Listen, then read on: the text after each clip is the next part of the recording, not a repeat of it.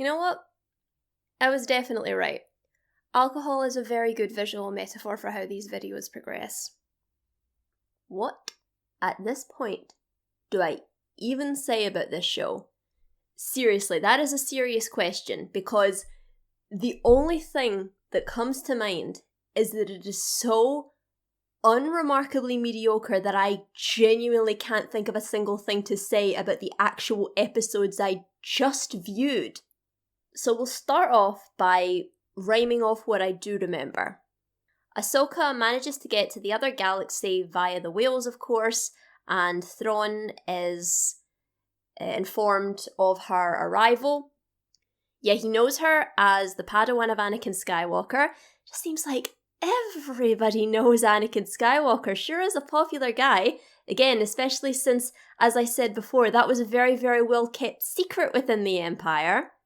Maybe Rebels. Again, I haven't watched Rebels. I don't know how much they told you. I know Thrawn was in it, but I don't know how much they told you about who he was or how he's particularly characterized in the canon universe, but we're introduced a little bit more to the Night Mother's magic, I think.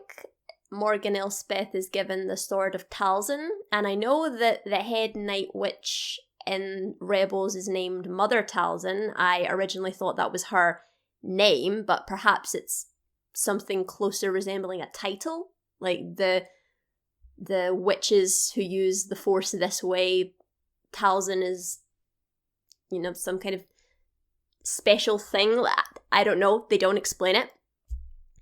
And when I first started Ahsoka, the first couple episodes, I was kind of thinking, you don't really need to watch Rebels to understand what's going on. You need to watch Rebels to care what's going on, but you don't really need to watch it to understand what's going on.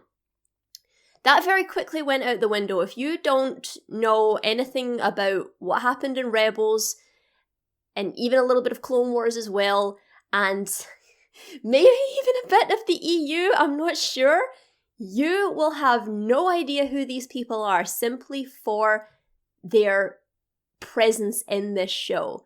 Hell, you don't even know who Ahsoka is in this show. Her presence is so underwhelming. It's really a real testament to the child actress who played Ahsoka that she has managed to be one of the better actors in this show. She outshines Rosario Dawson so much. This is exactly how Ahsoka kind of presented herself back in the Clone Wars. She looks like her, she acts like her. She's in the point where she goes back and forth with her master, but she is also kind of still worn down by the war. She's getting to that mature stage of it.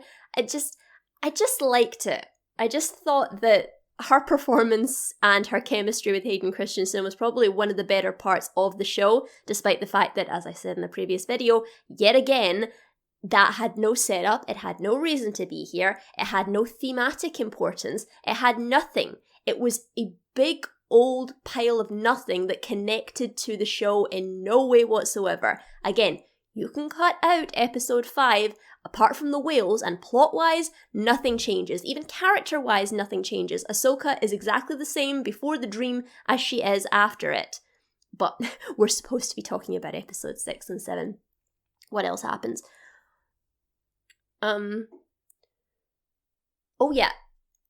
And remember how I said that Sabine giving over the map and potentially bringing a very, very dangerous entity back to a fledgling and fragile republic, bringing back the biggest chance the previous regime have of re-establishing themselves, all for one person, and how that was an incredibly selfish thing of her to do, and how Ezra, being someone who was trained in the Jedi arts, would probably not approve of that, especially since he's the one who sacrificed himself. Sacrificed what? Was it 10 years? Like 10 years of his life to make sure that Thrawn did not strengthen the Empire, and Sabine just throws away his sacrifice. You'd think that a man like that would not appreciate what she did for him, and that might create some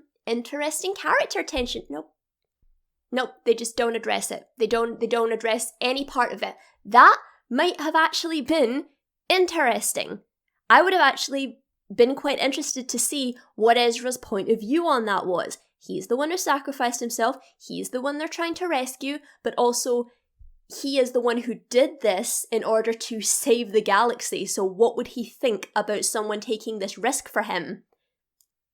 Nope. Nothing. Your gamble paid off. Did it though? Spoiler alert, no, the gamble doesn't pay off. One other thing I remember about the show is that Thrawn actually does make it back to the galaxy, and Ezra makes it back with him, and somehow manages to find his allies in a republic that was established while he was away, and he's flying about in an old Imperial ship in stormtrooper armor and somehow doesn't get stopped, just manages to make his way to Hera. Yeah, this is the whole, how does Batman get from the hole in the desert back to Gotham thing. Like, if you care, you care. If you don't, you don't. Me, I don't care enough to not care. Okay, what else? Yeah, Ahsoka and now Morgan Elspeth Talzin, they have a lightsaber fight. It's pretty mediocre. There's Rosario Dawson and certainly the actress who's playing Morgan Elspeth, neither of them have the physical capabilities to make this look good. I mean, Rosario Dawson is pretty good at posing, but she's not very good at fighting.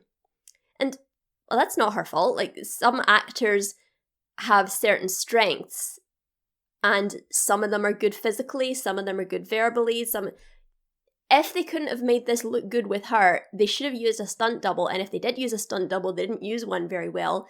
So, yeah, that's another real downside of this, is the action is just, again, meh. What can I say about the new world, the new galaxy?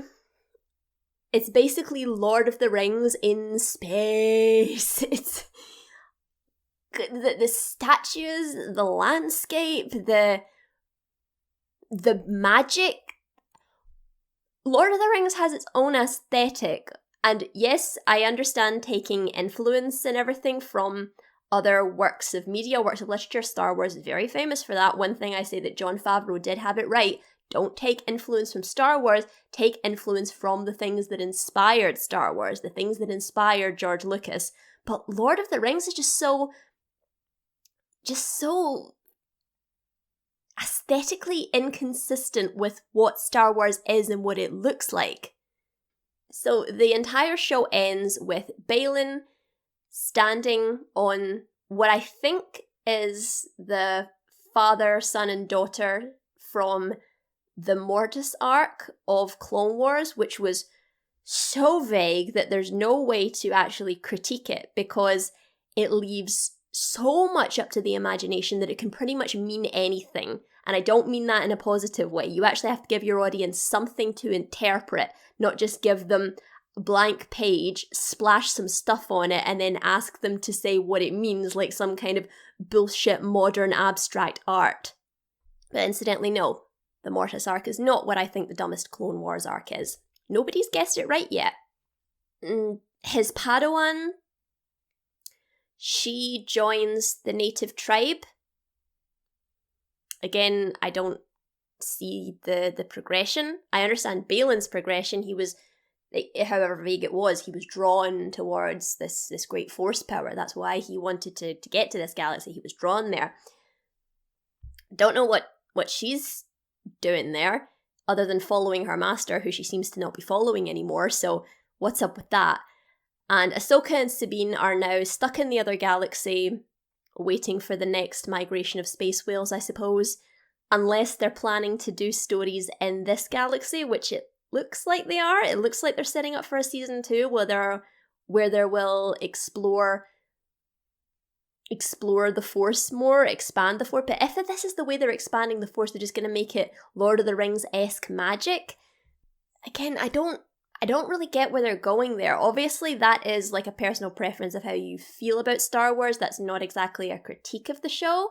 people were saying like that Andor didn't feel like Star Wars, but I completely disagree. I mean, it looked a little bit different, a little bit more gritty than the other very rough lived-in look, but still very classical look that Star Wars had. But I still felt Andor's looked and felt like Star Wars, but a lot of people disagree.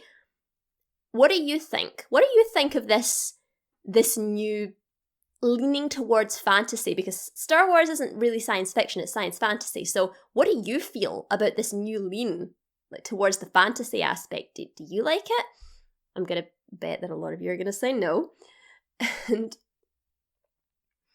it just keep praising Sabine for the terrible decision she made. And if you're a moral consequentialist, then she still didn't make the right decision. I mean, I'm not a consequentialist. I don't believe that a good outcome makes a good action or a good person. But even if you think that, it's still not good. She still fucked up so badly. What else? Yeah, I said before, Ahsoka has no arc. This show is not about Ahsoka. She's exactly the same all the way through. Coma spiritual journey or no coma spiritual journey.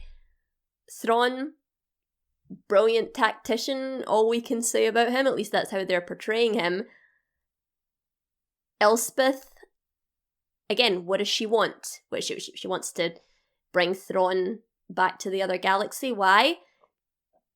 She wants to connect with her Night Sister heritage. What exactly is her Night Sister heritage? All we know is that she has Night Sister heritage. We know nothing else.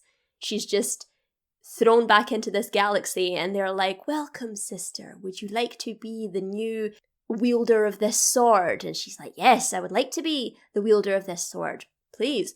And Ezra, again, if we'd have seen his reaction to Sabine making this decision for his sake, then maybe we could have had a little bit of intrigue there. We could have had something interesting. But no, I don't. Like I said, I haven't watched a lot of Rebels, so I don't know what Ezra's character is like. And from this show alone, I still don't know what his character is like. He's optimistic, I guess. He's supportive. He's brave, I guess. But then again, all the characters are. I don't know. Sabine is really the only one who I would say has a concrete character, and even then, it's not very interesting. I've complained before about how her Mandalorian heritage is basically just clothing at this point. It doesn't affect the way she thinks, the way she feels, her outlook on the world. It doesn't affect anything. They do kind of address the Purge and said kind of vaguely that Ahsoka was thinking she was training Sabine for the wrong reasons because of the Purge. But again, they were really vague with that. I still don't know what went on there. Yet Sabine seems to be the only one with a character that is in any way defined, and still she's not developed all that well. I am struggling, guys. Like, this is the reason why I like to script things, because if I really like something or really hate something, I can go on and on and on for ages and ages about how much I liked it or how much I didn't like it or this and that. But if something like this, something where I just feel nothing, I have blankness throughout me. I don't know what to say. I don't even know what this thing wants me to feel. What is the lesson? What's the emotion? What's the journey? Why was this even made? Because they wanted a show with a character that is a household or semi-household name in order to ring in viewers? Maybe? Because Dave Filoni is kind of a golden child over at Lucasfilm right now. They wanted to give him a show and Ahsoka is his character. Maybe. But what is the internal narrative reason for this story to be told? Expanding the Force, maybe? I honestly don't know. I am left just so not confused, because there wasn't enough in there to feel confused. I don't know why this exists. there seems to have been no particular story there to be told. Because all that happens is Ezra swaps places with Sabine and Ahsoka. He's now back in he's now back in the normal galaxy. They're back in the new galaxy. And Baylan is searching for some new kind of force power. He's on a spiritual journey. That was the only thing that was even mildly interesting or mildly developed the world in any way. And then there's Anakin.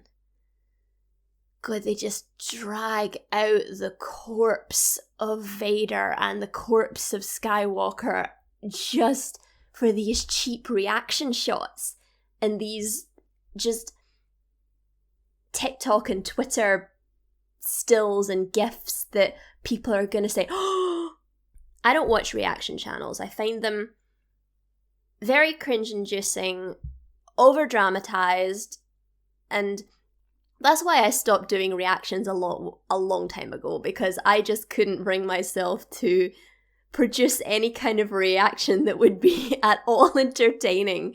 So I thought, that's not for me. But just watching people pretend to cry over Anakin's ghost standing watching Ahsoka. And then there's the whole Lucasfilm thing. Like, there's the whole fan argument about whose fault this is. Is it Filoni's fault? Is it Favreau's fault? Is it Lucas's fault? Is it Kennedy's fault? But TV and filmmaking is a collaborative process. You can't lay everything at someone's feet. There may have been decisions behind the scenes that may look like someone's doing, but they might not be. There might have been practical reasons, logical reasons, budget reasons, things from higher ups that could have led them to make a decision, especially when they're making a franchise. So you can't lay all of this at someone's feet. If you ask me, I would say Kennedy, because first rule of leadership: everything is your fault. And the profitability of Lucasfilm has gone so far down in recent years. The Star Wars as a brand is so damaged right now. It is worth so much less than it used to be. Even in the height of the prequel hate, Star Wars was still one of the most popular things out there. But I don't even know if you can blame Kennedy, because Marvel and Pixar and a lot of other elements of Disney are in the same boat. So is it Bob Iger's fault? Why is this happening to media right now? I have absolutely no idea.